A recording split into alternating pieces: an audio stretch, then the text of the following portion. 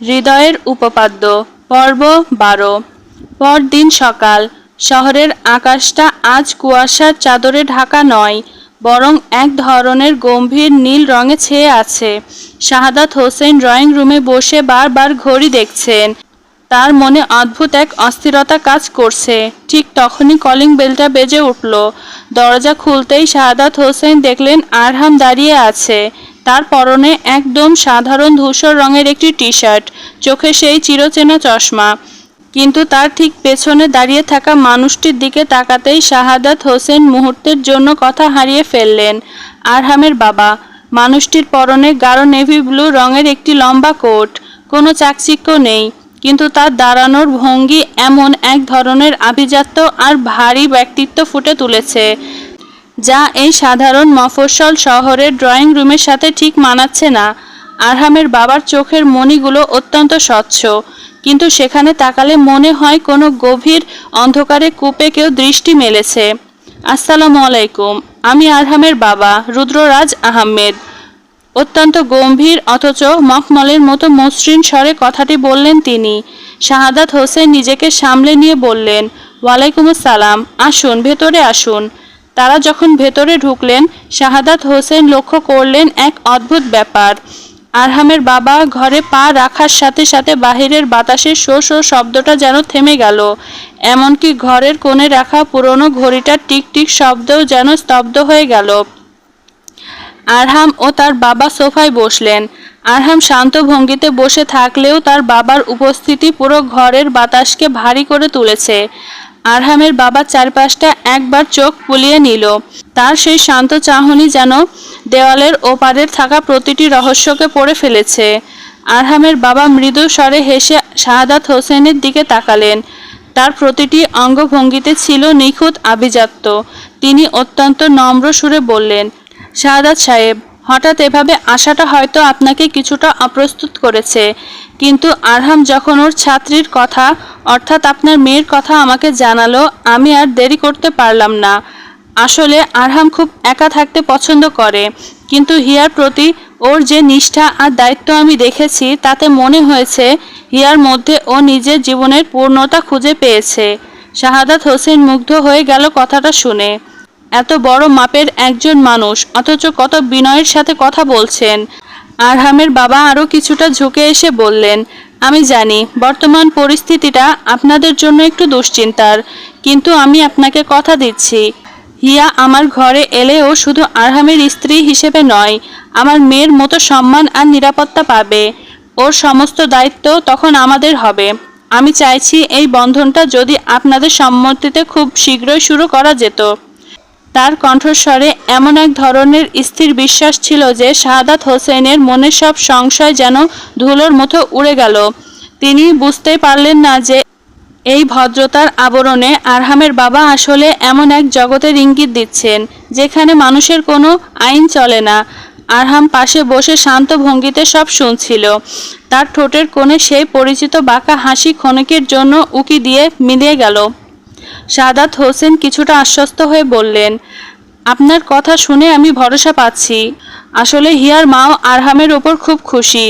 আরহামের বাবা মাথা নিচু করে মুচকি হাসলেন শুধু, কিন্তু তার চোখের গভীরে তখন এক অন্য ধরনের তৃপ্তি খেলা করছিল, যা শাহাদাত হোসেনের অগোচরে রয়ে গেল। শাহাদাত হোসেন যখন প্রশ্নটি করলেন, তখন আরহামের বাবা খানিকটা সময় নিয়ে নিজের চশমা ঠিক করলেন। তার প্রতিটি নড়াচড়া যেন মেপে নেওয়া। শাহাদাত হোসেন আবার বললেন, আসলে রাজরুদ্র সাহেব, হিয়াকে নিয়ে আমরা যে পরিস্থিতির মধ্যে দিয়ে যাচ্ছি, ও কি সবটা বলেছে আপনাদের? আরহামের বাবা এবার খুব অমায়িক ভঙ্গিতে হাসলেন। তিনি সোফায় একটু হেলান দিয়ে বসে অত্যন্ত শান্ত স্বরে বললেন, আমি জানি আপনি কেন চিন্তিত। হিয়ার এই অস্থিরতা, চারপাশের অস্বাভাবিক ঘটনা, সবটাই আরহাম আমাকে বলেছে। তবে বিশ্বাস করুন শাহাদাত সাহেব, কিছু কিছু মানুষের জীবন সাধারণ ছকে চলে না। হিয়া যে পরিবর্তনের মধ্যে দিয়ে যাচ্ছে, তার জন্য কোনো তান্ত্রিক বা সাধারণ চিকিৎসার প্রয়োজন নেই। তার প্রয়োজন শুধু সঠিক এক জোড়া হাত, যা তাকে আগলে রাখবে। তিনি অত্যন্ত আত্মবিশ্বাসের সাথে শাহাদাত হোসেনের চোখের দিকে তাকালেন। রাজরুদ্রের সেই চোখের মণি যেন এক গভীর অন্ধকার অরণ্যের মতো স্থির। তিনি আবার বললেন, আরহাম হিয়াকে চেনে, ওর ভেতরটাকে বোঝে। আর আমি আপনাদের কথা দিচ্ছি, বিয়ের পর হিয়ার কোনো বিপদই আপনাদের ঘরের সীমানা পার হতে পারবে না। আমি নিজে দায়িত্ব নিয়ে বলছি। শাহাদাত হোসেনের বুকের ওপর থেকে যেন এক মস্ত পাথর নেমে গেল, এক অদৃশ্য অবিশ্বাসের দেয়াল ভেঙে গেল। হিয়া তখন গভীর ঘুমে আচ্ছন্ন ছিল। জানালার ওপাশ থেকে আসা সকালের হালকা আলোটা ওর মুখে স্পর্শ করছিল, কিন্তু ঘুমের ঘোরটা কাটছিল না। ঠিক তখনই পান্না বেগম বিছানার পাশে এসে বসলেন। মেয়ের মাথায় হাত বুলিয়ে আলতো করে ডাকলেন, হিয়া, হিয়ামা ওঠ, নিচে তোর স্যার এসেছেন। মায়ের মুখে স্যার শব্দটা শোনা মাত্রই হিয়ার চোখ জোড়া নড়ে উঠল। সেকেন্ডের মধ্যে ওর সারা শরীরের অলস্য আর ঘুমের ঘোর যেন কর্পূরের মতো উড়ে গেল। সে ধরপড় করে বিছানায় উঠে বসল। এলোমেলো চুলে অবাক চোখে মায়ের দিকে তাকিয়ে ও শুধু মনে মনে ভাবল, আরহাম স্যার এত সকালে? ওর বুকের ভেতরটা এক অজানা আনন্দে ধক করে উঠল। হিয়ার মনে হলো এই কয়দিন যে শরীরটা নিয়ে এত কষ্ট পেল তা বোধহয় সার্থক। অন্তত আরহাম স্যার তো ওকে প্রতিদিন এভাবে দেখতে আসছেন। কিন্তু হিয়ার সেই খুশির আভা বেশিক্ষণ স্থায়ী হলো না। ও দেখল ওর মায়ের মুখটা ভীষণ শুকনো।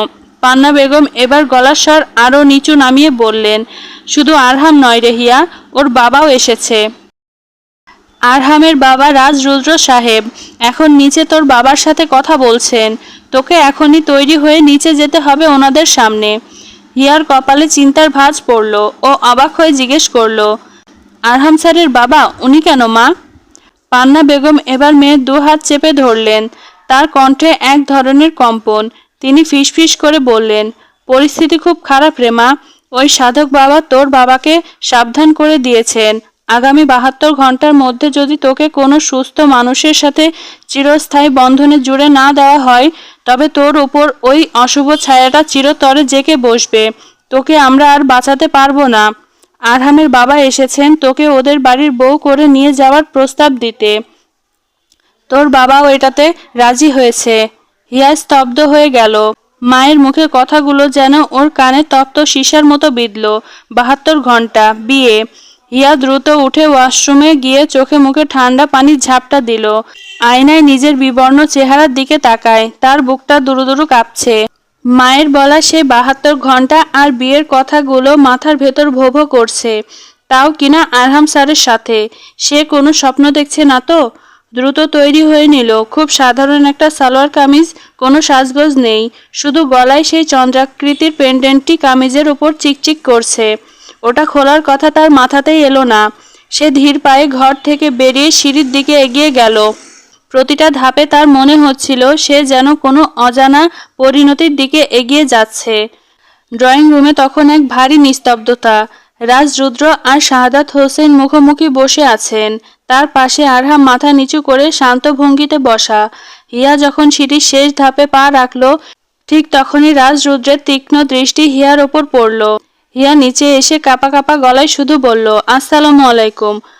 রাজ রুদ্র উত্তর দিলেন না, কিন্তু তার চোখের মণি দুটো যেন মুহূর্তের জন্য সংকুচিত হয়ে এলো। তিনি হিয়ার মুখের চেয়ে বেশি লক্ষ্য করলেন হিয়ার গলায় সেই পেন্ডেন্টটি। রাজ রুদ্রের চোখের এক পলকের জন্য এমন এক অদ্ভুত উজ্জ্বলতা খেলে গেল যা সাধারণ কোনো মানুষের হওয়ার কথা নয়। তিনি অত্যন্ত মার্জিত সুরে বললেন, মা হিয়া, এসো, বসো এখানে। হিয়া আড়ষ্ট হয়ে সোফার কোণে বসল। তার শরীরটা কেমন যেন অবশ হয়ে যাচ্ছে। সে আর চোখে আরহামের দিকে তাকালেন, কিন্তু আরহাম আজ চশমার আড়ালে নিজের চোখ দুটো লুকিয়ে রেখেছে। রাজ রুদ্র এবার শাহাদাত হোসেনের দিকে তাকিয়ে এক অদ্ভুত মায়া ভরা হাসিতে বললেন, আপনার মেয়েটি সত্যি খুব শান্ত, তবে ওর চোখে যে ক্লান্তি দেখছি তা দূর করার দায়িত্ব এবার আমাদের। আরহামের মা নেই, তাই আমি চাইছি খুব দ্রুত সব আনুষ্ঠানিকতা সেরে ফেলতে। হিয়া যখন রাজ রুদ্রের কণ্ঠস্বর শুনছিল, সে অনুভব করলো তার গলার পেন্ডেন্টটি হঠাৎ খুব তপ্ত হয়ে উঠছে। মনে হচ্ছে ওটা যেন রাজ রুদ্রের উপস্থিতিতে কোনো এক প্রাচীন সংকেত দিচ্ছে। সবাই যখন আলোচনায় ব্যস্ত, আরহাম তখন প্রথমবার হিয়ার দিকে সরাসরি তাকালো। সেই দৃষ্টিতে কোনো সান্ত্বনা ছিল না, ছিল এক গভীর অধিকার বোধ। ঠোঁটের কোণে সেই চিরচেনা বাঁকা হাসি। হিয়ার বুকের ভিতর এক ঝড় উঠিয়ে ফেলল। এ যেন এক অচেনা আরহাম শাহরিয়ার, যাকে হিয়া চেনা হয়ে ওঠেনি। হিয়া মাথা নিচু করে ফেলল, লজ্জায় নাকি অস্বস্তিতে বোঝা গেল না। আরহাম হিয়ার অভিব্যক্তি না দেখেই শুধু ওকে পর্যবেক্ষণ করে গেল আজ।